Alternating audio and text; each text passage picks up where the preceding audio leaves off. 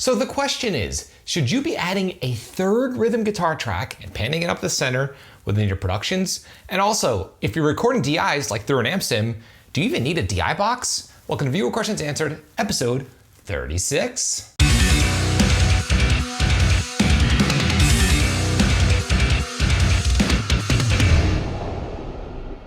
So before we dive into this excellent group of questions submitted by my loyal subscribers, I just want to let you know that if you're looking to improve the sound of your mixes and your productions, I don't care if you're using analog gear, an analog tape machine, outboard gear, stock plugins, Reaper, Cubase, it don't matter. What really matters is how well you understand basic EQ and compression. And because of this, I'm offering you direct access for absolutely free right now to my crisp and clear heavy mix formula. The heavy mix formula is comprised of three primary components: an EQ and compression mixing cheat sheet that you could refer to whenever you sit down to mix. Within the PDF cheat sheet, there are clickable links to private tutorials where I cover my mixing approach for each of the main instruments within a heavy production. And below each tutorial, there's a clickable link to a multi-track download so you can mix the exact same files that I'm mixing within each of the individual tutorials. The crisp and clear heavy mix formula is absolutely free right now, and you can have direct access by clicking the link below in this video's description. So with that out of the way, let's dive into the questions. And question number one comes from Mr. Stefan. How do you feel about this approach? When people say to have your overheads panned 50% in until you get to a part where you want it to open up and sound super wide, then automate them panned 100% kind of technique that I ripped off from one of Warren Hewitt's videos, as opposed to leaving them hard panned for the entire song. Well, dude, this really comes down to personal preference and what your preferences are as a mixer. And I'm a less is more kind of guy. And with metal production, if I pan my overheads in, it tends to make the drums sound smaller than they actually are. And also, most of the kits that I'm recording are not gigantic, so there's gonna be so much crosstalk, meaning what's coming through the left overhead and right overhead are pretty close in proximity. So whether I pan them out 100% or I pan them in 50%, it's not gonna make that huge of a difference. So I just don't bother with this at all. I get that effect of a wider mix by automating other things like overdubs, guitar leads, keyboards, and things like that. I'm not saying to not try it, give it a shot, and if you like it, by all means stick with it, but it's not something that I do. I tend to be an LCR guy, either panning things hard left, hard right, or up the center, with few exceptions like maybe toms, overdubs, and the previously mentioned tracks that I just mentioned. So excellent question, and let me know how that works out for you. Okay, question number two comes from Mr. Flo. I wonder, do you ever use three guitar tracks, LR and middle guitar? I know it from a local band, sounds great sometimes though. Okay, well, Flo, this is an excellent question. And for some reason, the popular thing, especially with like newbie mixers, is they think that adding a third rhythm guitar track up the center is gonna make their guitar sound bigger. I guess the mentality is kind of like it's a halfway point between just left and right guitars and quad tracking. So instead of having two guitars or four guitars, you have three. But here's the problem. Bass is occupying the center. Kick drum, snare drum, vocals, they're all occupying the center. The only time I have guitars up the center, for the most part, is when I have a lead guitar or a guitar solo. And to be specific here, even if I have a mono lead guitar and I have a vocal at the same time, I'm not gonna pan that up the center because it's gonna compete with the vocalist. So me personally, I am not a fan of having rhythm guitars up the center. It just doesn't sound right to me, and it actually makes my guitar tone sound smaller.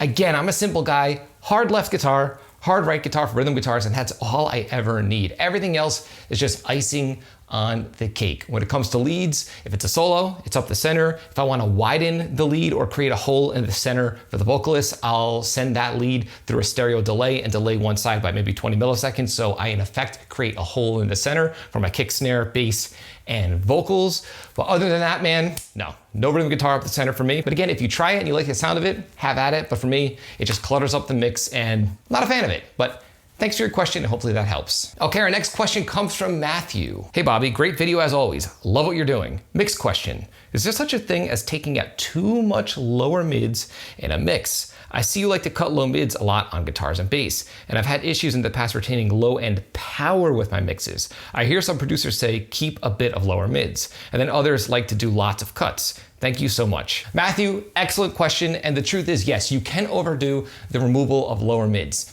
When you're isolating an instrument, it always sounds great when you remove lower mids because it clears up the sound of the instrument. The problem with this is that you end up with a thin sounding mix overall if you suck out the lower mids out of every single track in your mix. Now, it's very common to remove lower mids on toms, kick drums, a little bit on guitars and vocals and things like that, but you want to do it in a tasteful way. There is no right or wrong answer here. The way that I like to do it is I just ask myself, is the sound clear enough in context? In other words, I'm not gonna solo my guitars and start scooping out lower mids until the guitar tone sounds magically great. No, I listen to the guitars in the context of the rest of the mix. So for example, rhythm guitars, I'll zero out my guitar submix with my rhythm guitars and I'll slowly bring up the guitars un-EQ'd, and when I have them sitting at the right level, then I ask myself, okay, are the lower mids out of control? If they are, then I just remove a small amount, as little as possible, because the warmth and power of your mix, like you mentioned, really is in the lower mids, especially when you're listening to your mix on smaller speakers where you don't have a kick-in subwoofer. That's another thing I want to mention. If you're mixing with a sub and you have this crazy hi-fi system, yeah, you could pull out a ton of lower mids and your mix is still going to sound nice and full because you're being fooled by the low end. But remember, we want our mixes to translate on huge systems, medium systems, small tiny speakers, car stereos, even on your phone. And lower mids is a huge part of the overall sound and the makeup frequency-wise of your mix. Hopefully that helps, and let me know how that works out in your future productions. Okay, and our final question here comes from, I'm not even going to try to pronounce this name, but it starts with a C. He asks, if a person is only using amp sims plugging the guitar straight in, is a DI box / track still necessary? Isn't the waveform the DI signal? Okay, dude, this is a great question, and I get this all of the time. I've probably answered it, I don't know, 5 times on this series alone, but I think it bears repeating because there is a lot of confusion on this topic. Yes, if you're plugging directly into your interface, just your guitar into the interface, and you're using an amp sim, you are in a sense recording a DI track. It's as simple as that.